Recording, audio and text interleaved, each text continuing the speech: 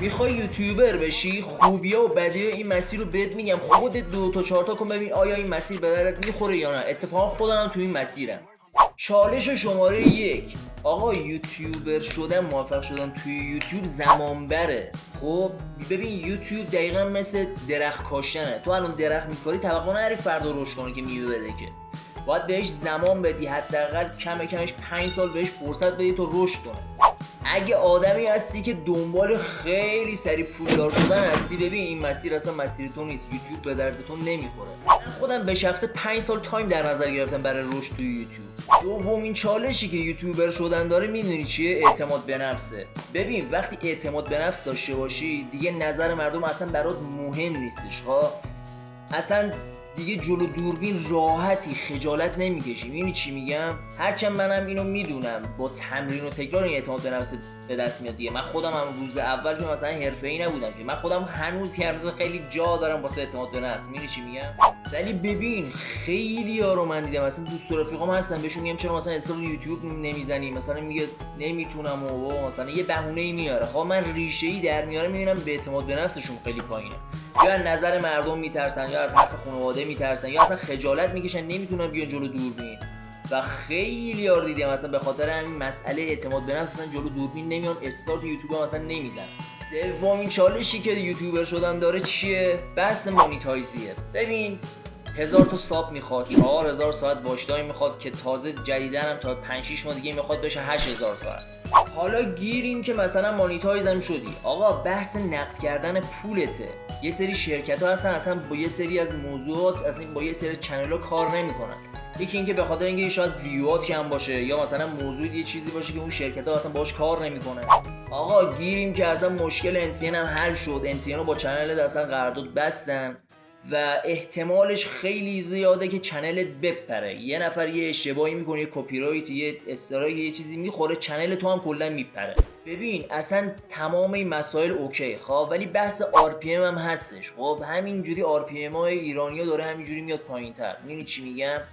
و اگه میخوای کلا خیالتو راحت کنم بابت درآمدزایی از یوتیوب، این ویدیویی که این بالا رو میذارم و حتما ببین تا خیالت کلا راحت باشه، پروندهشو کلا ببند. چالش چهارم، آخ ببین قطعی اینترنته و چندین بار شاهدش بودیم که اینترنت قطع شده، چقدرم ضربه بدی زده به چنل‌ها. اصلا ببین من خیلی از چنل‌ها رو دیده بودم که مانیتایز بودن ولی خب چون اینترنت قطع شده کلا ول کردم. یعنی چی میگم؟ چه برسه دیگه به چنل‌هایی که هنوز مانیتایز نشدن. خب و اینم پس در نظر بگیر قطعی اینترنت احتمال داره، احتمال خیلی زیادی داره به چنل دیگه آسیب بزنه دیگه.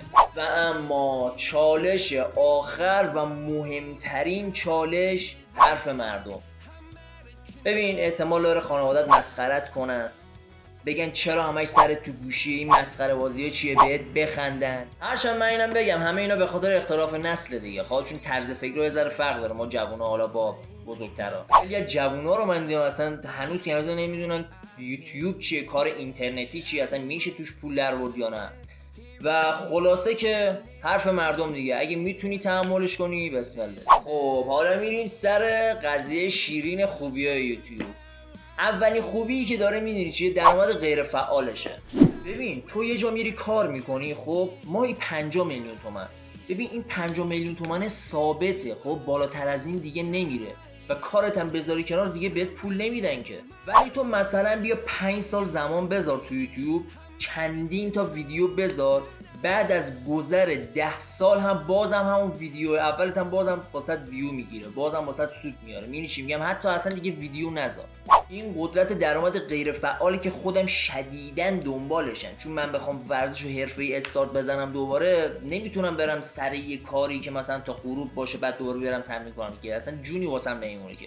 و این قدرت درآمد غیر فعالی که خودم شدیداً دنبالشم. مزیت دوم چیه؟ مزیت دوم آزادی زمانی، مکانی، مالی. ببین چون کارت اینترنتیه، هر جای دنیا که بخوای بری کارت باهات هست. چرا؟ چون گوشیت همراهته، لپتاپ همراهته، یه اینترنت هم که داشته باشی تمام. ولی تو اگه یه مغازه داشته باشی، یه سوپرمارکت چیزی داشته باشی، نمیتونی مثلا مغازه‌تو بکنی بذاری رو دوشت ببری این ور اون ور که. خب و به این میگن آزادی مکانی. یعنی تو هر جای دنیا که باشی شغلت هم باهات هست. آزادی زمانی داری. یعنی چی؟ یعنی تایم ورزش کردنت، مسافرت رفتنت، کار کردنت همش دست خودته. خودت تعیین میکنی که کی این ور بری، ورزش کنی، کار کنی. کلا آزادی زمانی داری. آزادی مالی داری. آخ آخ آخ. ببین اصلا همین که دلار داره میره بالاتر، قدرت خرید تو هم اصلا بیشتر میشه. اصلا مانیتایزی رو بذار کنار. خواه همون ویدیویی که گفتم نگاه کن، اونو نگاه کنی متوجه میشی. مانیتایزی کلا بذار کنار. خواه اصلا باهاش صحبت نمیکنه. پروندهش هم بستیم. آقا درآمدی که از اسپانسرها میگیری، از تبلیغات، از فروش محصولاتت، از فروش دورهات، ببین خیلی بیشتر از مانیتایزیه. مزیت سومش چیه؟ مزیت سومش ساخت پرسونال برنده. آقا تو یه برندی از خودت به جا میذاری که تا آخر عمرت همیشه باهات هستش، یه اعتباری بهت میده. میدونی چی میگم؟ منظور من اینه که یوتیوب فقط یه رسانه نیستش که یه دارایی حساب میشه واسه آدم. مزیت چهارم که از همه مهمتره، رشد فردی و دیسیپلینه. آقا تو وقتی میخوای به یوتیوبر بشی مجبوری بیای جلو دوربین، مجبوری فن بیانتو بهتر کنی، چه میدونم دیسیپلینت، نظمت بهتر میشه، اعتماد به نفست به مرور بهتر میشه، استمرار داشتن رو یاد میگیری. ببین بعد از گذر 5 سال کسی که از این مسیر بیرون میاد خیلی قوی تر از قبلشه، خیلی سرسخت‌تر از قبلشه. پنجمین مزیتی که یوتیوب بهت میده ساخت یه تیم وفاداره. ببین آدمایی پیدا میکنه که هم فکرتن، قلباً دوستت دارن، تو تمام این پروژه ها و سختی که داشتی پشتت بودن و باور کن پیدا کردن همچین آدمایی اصلا نمیشه روش قیمت گذاشت، انقدر با ارزشه.